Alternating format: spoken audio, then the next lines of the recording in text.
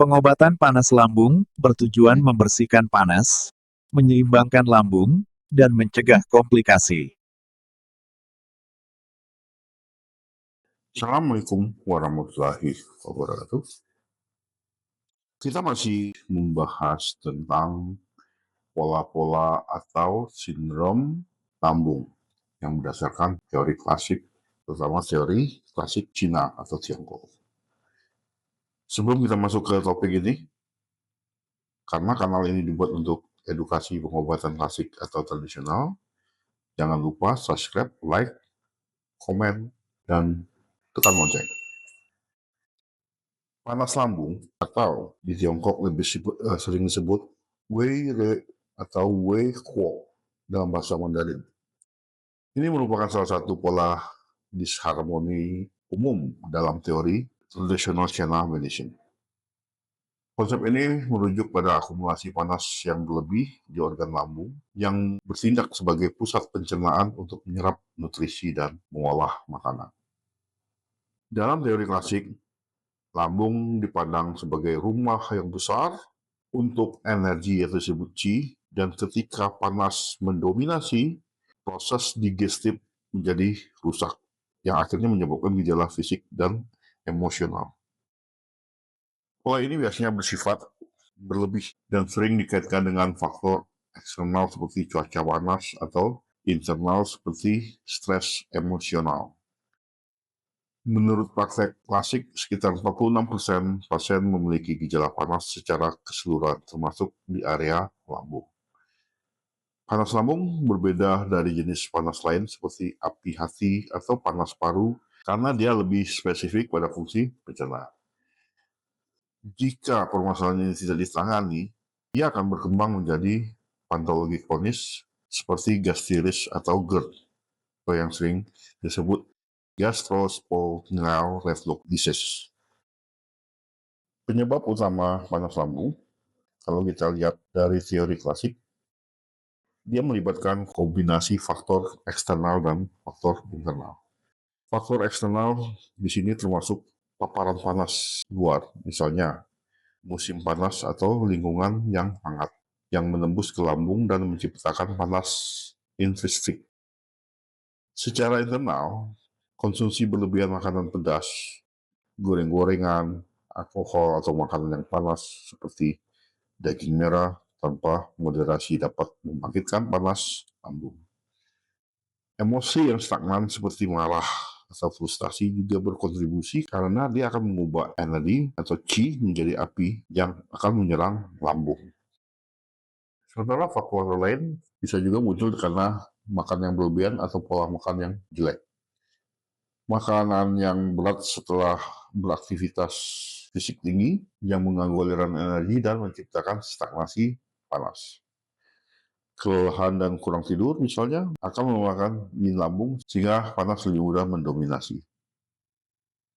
Infeksi atau dampak dingin yang berubah menjadi panas, misalnya infeksi virus yang awalnya dingin tapi berevolusi menjadi panas lembab.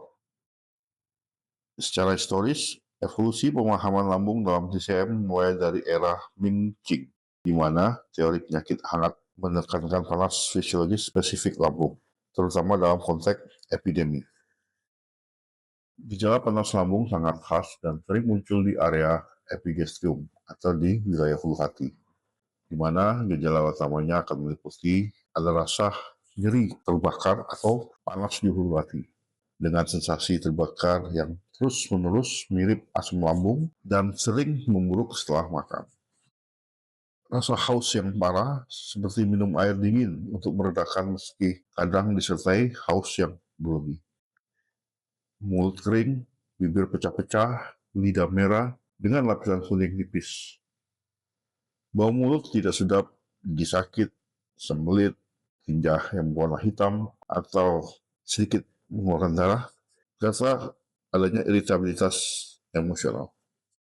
Untuk permasalahan-permasalahan ini, selalu teori klasik akan melakukan pemeriksaan atau diagnostik melewati diferensiasi sindrom atau sindrom diferensiasi yang akan meliputi observasi atau pengamatan gejala subjektif seperti nyeri, mual, dan objektif akan dilihat dari tanda fisik seperti lidah merah, denyut nadi cepat dan kuat.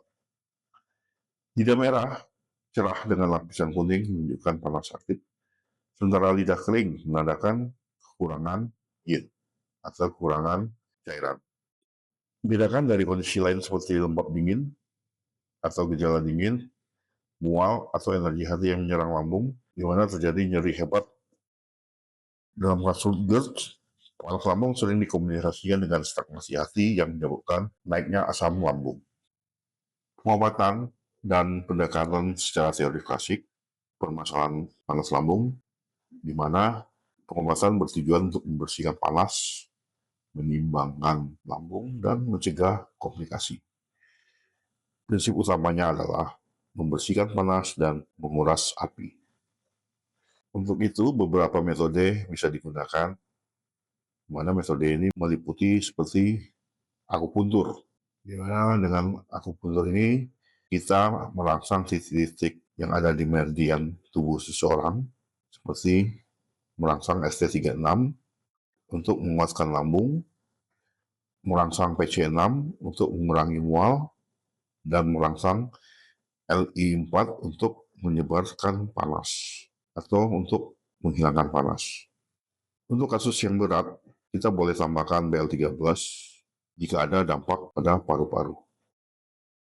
Sementara kalau kita menggunakan herbal TCM, formula populer yang termasuk untuk penanganan kasus panas lambung ini adalah Qing Wei San. Dia digunakan untuk membersihkan panas lambung dan mengendalikan api. Huang Lian Chi Tu Tang. Formula ini untuk panas beracun, dan juga bisa kita gunakan formula Chu Ye Si Kau Tang, di mana formula ini untuk panas dan dehidrasi. Hindari ramuan panas seperti penggunaan ginseng jika panas lebih dominan pada permasalahan ini. Nah, kita juga bisa melakukan pengobatan panas lambung ini melalui terapi pola makan, di mana konsumsi makanan dingin atau menyegarkan seperti labu siam, mentimun, atau kedelai untuk menetralkan panas.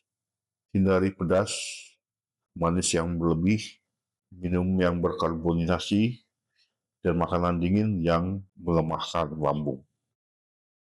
Nah, sedikit saran untuk penderita panas lambung ini, makan sedikit tapi sering, dan hindari makan pada malam hari.